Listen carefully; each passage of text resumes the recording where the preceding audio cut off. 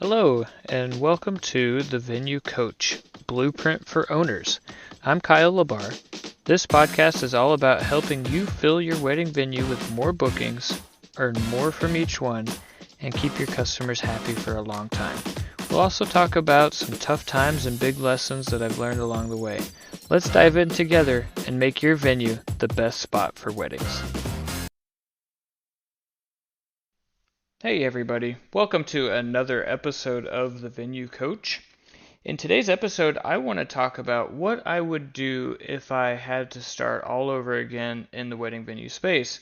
And really what it boils down to for me is a few key things. So obviously we've learned a lot in the past 3.5 years of this whole journey that we've taken. We purchased a venue in 22 and then another one in 23, and we are just learning as we go, right? And so, with all the lessons that I've learned, obviously the big thing that I am glad for that we started with was that we just jumped in and did it. We were confident that with all the people on board the team, we could figure out how to do it. And so we've been able to do that successfully. We've been booking just about 100 events a year at both locations now, and that is, I think that that's actually pretty good. I know that there's some venues that book a bit more than that, and there's quite a few venues that book less than that. And our goal is actually to get to about 120.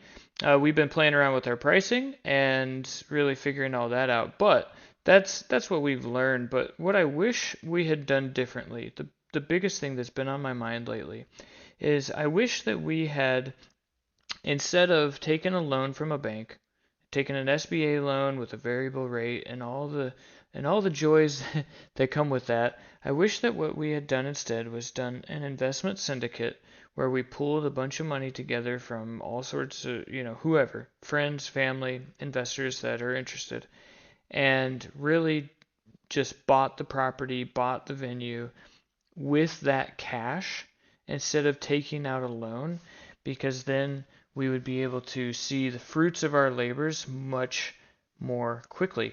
And so right now we don't receive as much compensation as we otherwise would, because we are compensating the bank.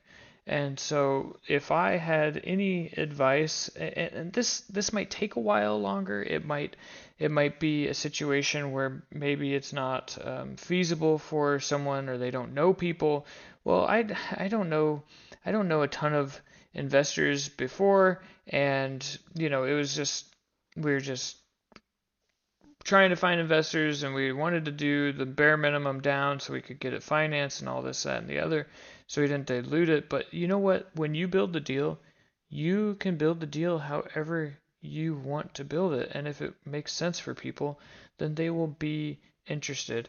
And then it's just about networking and that sort of thing. And I know that there's some places out there like what is it? Fundrise, I think.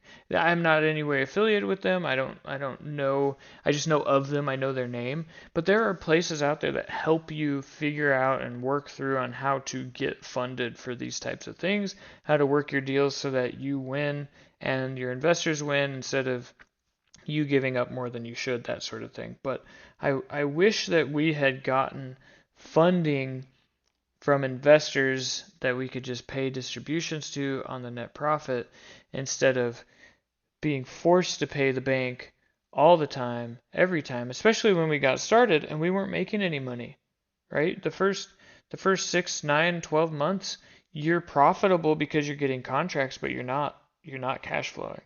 And so you're just hemorrhaging money to the banks because they need their pound of flesh.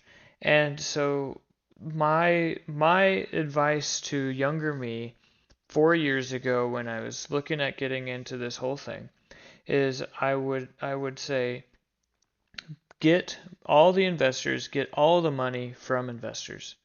Don't get the loan, because how the business structure works, especially even if you're building a brand new one, or if you're buying somebody's that isn't, if it isn't already getting bookings, getting tours, it isn't already operational, and it's not, if it isn't already operational at a level that's acceptable, then don't, I would not get a bank loan. I just wouldn't, especially if you have no prior experience in the industry, because the banks are just going to beat you up. They will beat you up. I am just so fed up with banks and how they lend and how they just, yeah, I just can't say enough about how that is the better route to go. So maybe you own a piece of land and you want to build on it and you just want to build it as the money comes in. Do that. But yeah, I would not have, knowing what I know now, I would not take another SBA loan to get another venue.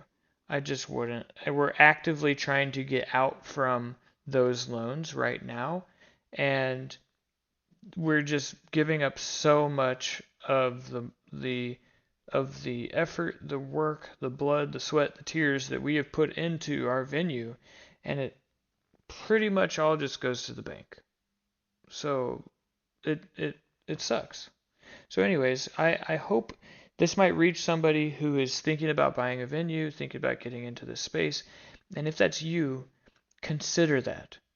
You do what you want, but consider that at least. Consider that the banks will beat you up if you aren't careful, if you don't prove, hey, I have vast industry experience, whatever, oh, I already own the land. There's things that they look for that they are more interested in. But banks consider a wedding venue a special use property.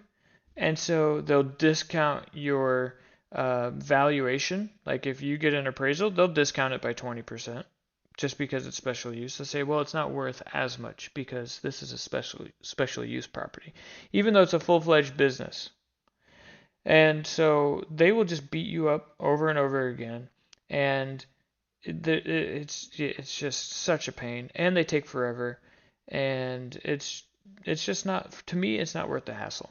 So other people might have different experiences, but for me, I would rather just have investors that we split distributions with, and that everybody can make money who isn't a bank. So, anyways, if you're listening to this, if you found it useful, if you made it this far to the end of my rant, then please subscribe. Share this with somebody who might be looking at getting a venue, who's kind of lost and they might need some guidance and that sort of thing. But either way, stay tuned for the next one, and I'll see you there.